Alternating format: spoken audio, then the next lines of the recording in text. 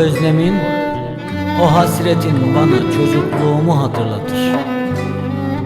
Ah anne, bir daha görebilsem yüzünü, duyabilsem tatlı sesini, özgürlüğüne kavuşmuş bir köle gibi anne diye bağırabilsem, oturup hasret gidersek, başımı koyup dizlerine anlatabilsem içimdekilerini tek tek.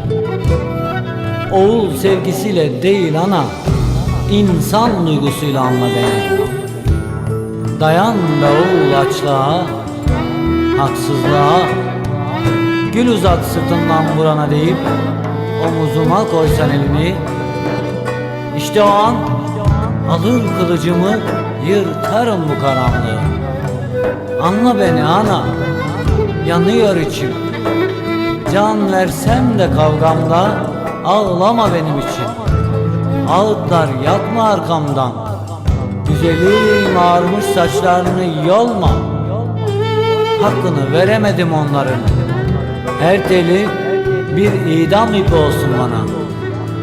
Ana, kurban olurum sana, ana, kurban olurum sana.